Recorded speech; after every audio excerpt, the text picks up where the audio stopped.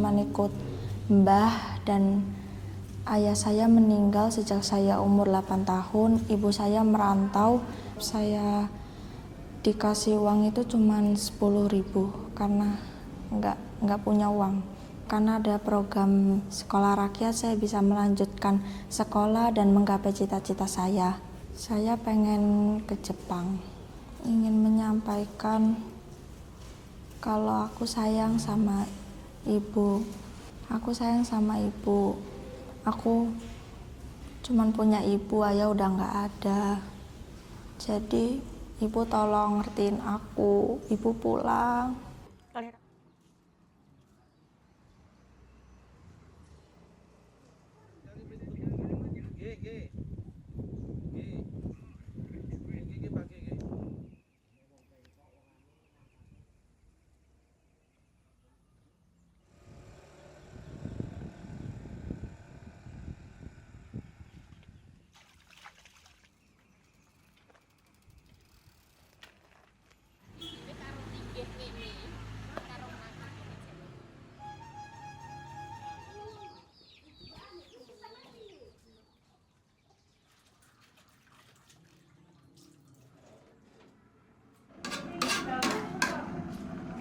Kali rapi kali kersane sekolah pinter Pak, rasane binjing nyambut damel lancar. Angkat damelan sing sae. Wong bae pun mboten saged ngurusi. Tenggi kok ari kali Mbah Kakung sakit sing kula nggih jane kakeke sakit mboten nyambut damel nggih pripun nek danten mboten nyambut damel Pak.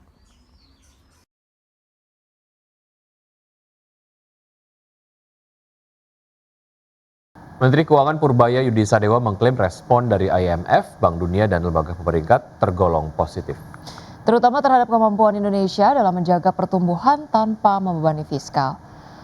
Dalam agenda pertemuan dengan 18 investor global di New York, Purbaya yakin minat investor global khususnya dari Amerika Serikat didominasi pada instrumen sektor keuangan seperti fixed income dan equity. Purbaya optimis aliran dana portofolio akan segera masuk dan memperkuat pasar modal domestik. Begitu pula saat bertemu bilateral meeting dengan Managing Director International Monetary Fund, pejabat World Bank, serta perwakilan lembaga pemeringkat internasional seperti S&P Global Ratings. Purbaya menegaskan pemerintah Indonesia terus berkomitmen menjaga keseimbangan antara pertumbuhan ekonomi dan keberlanjutan APBN. Selain itu, Menteri Keuangan ini memastikan arah kebijakan pertumbuhan dan pengelolaan anggaran Indonesia dijalankan kredibel dan berkelanjutan. Rating agensi amat puas dengan penjelasan kita tentang strategi kita. Jadi keraguan tentang apakah kita bisa menjalankan kebijakan yang fiskal yang baik dan menciptakan pertumbuhan yang baik pada saat yang bersamaan sepertinya sudah hilang. World Bank bahkan menggali lebih dalam bentuk kerjasama yang saling menguntungkan antara kita dengan. Pemirsa, Badan Akuntabilitas Keuangan Negara atau BAKN DPR RI mendorong penguatan sinkronisasi anggaran pendapatan dan belanja negara atau APBN dengan anggaran pendapatan dan belanja daerah atau APBD. Wakil Ketua Badan Akuntabilitas Keuangan Negara atau BAKN DPR RI Herman Khairon menilai penggunaan anggaran antara pusat dan daerah harus berjalan optimal dan selaras dengan realisasi program pembangunan pusat dan daerah, di mana sinkronisasi APBN dan APBD merupakan amanat Undang-Undang Nomor 1 Tahun 2022 tentang hubungan keuangan antara pemerintah pusat dan pemerintahan daerah yang menempatkan kebijakan fiskal daerah sebagai bagian integral dari kebijakan fiskal nasional.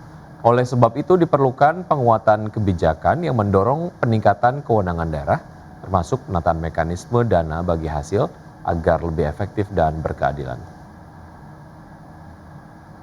Laras, jangan sampai sisa anggaran atau silva yang terjadi hanya bisa digunakan setelah bulan 11, setelah mendapatkan audit ataupun audit selesai dari BPK. Ini harus ada mekanisme ya, meskipun tentu audit butuh waktu dan butuh waktu sehingga mungkin mundur, tapi harus ada mekanisme dan regulasi yang mampu untuk bisa menjadi landasan bahwa silva bisa digunakan ya di pertengahan tahun lah. Pemirsa, emiten alat berat dan pertambangan PT United Tractors Tbk menghadapi tekanan kinerja di awal 2026, di mana penurunan terjadi di sejumlah lini bisnis utama seiring kondisi sektor tambang yang masih menantang.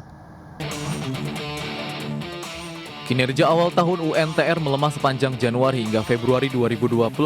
Penjualan alat berat Komatsu turun 10,5% secara tahunan menjadi 869 unit. Kontribusi terbesar masih datang dari sektor pertambangan sebesar 49%, disusul kehutanan, konstruksi, dan agro. Namun produksi batu bara dan aktivitas overburden removal juga ikut terkoreksi, masing-masing turun di atas 6%. Penurunan kinerja ini dipengaruhi sejumlah faktor, termasuk terlambatnya persetujuan RKAB 2026 yang berdampak pada aktivitas kontraktor dan permintaan alat berat. Sejumlah pelaku usaha tambang memilih menunda investasi ditambah persaingan ketat dari merek alat berat asal China. Di sisi lain, penjualan emas turun tajam, namun penjualan biji nikel justru tumbuh lebih dari 30%.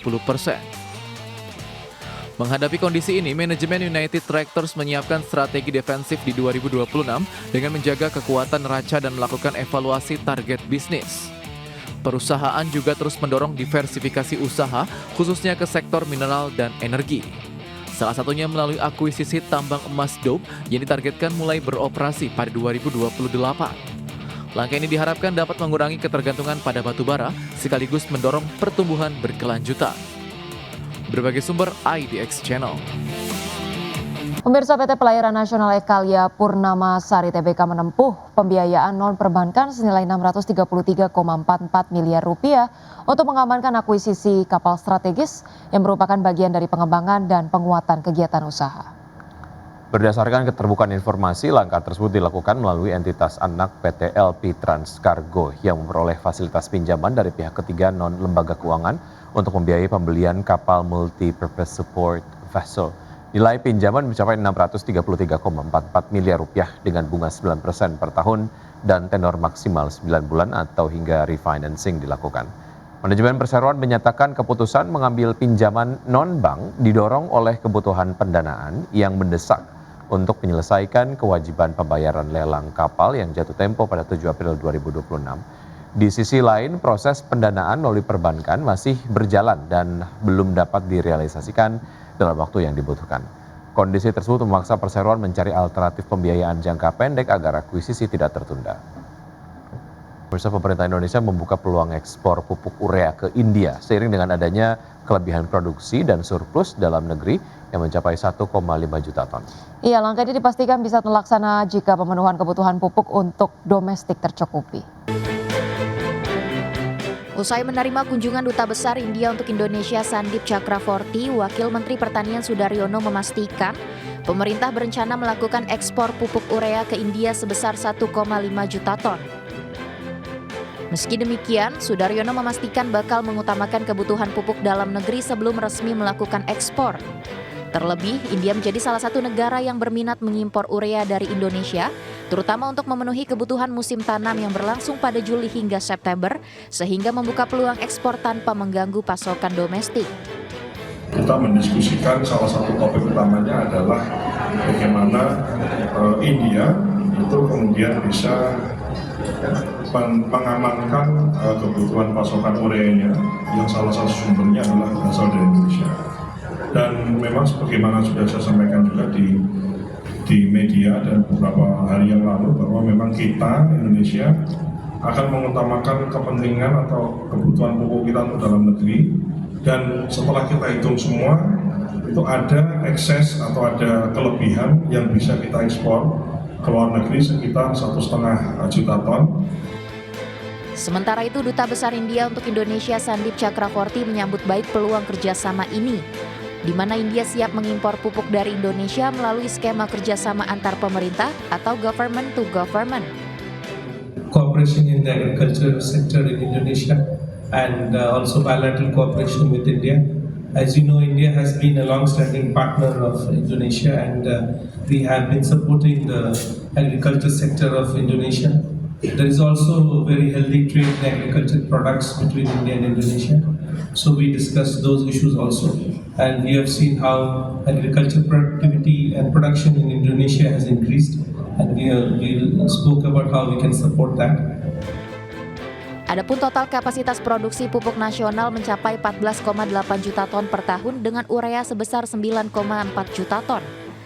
di mana dari total produksi pupuk urea tersebut, terdapat surplus perdagangan yang bisa diekspor sebesar 1,5 juta ton. Wamentan Sudaryono memastikan ketahanan pupuk Indonesia dalam kondisi kuat, sehingga petani diharapkan tidak perlu khawatir terhadap ketersediaan pupuk. Dari Jakarta, Ade Firmansyah, IDX Channel.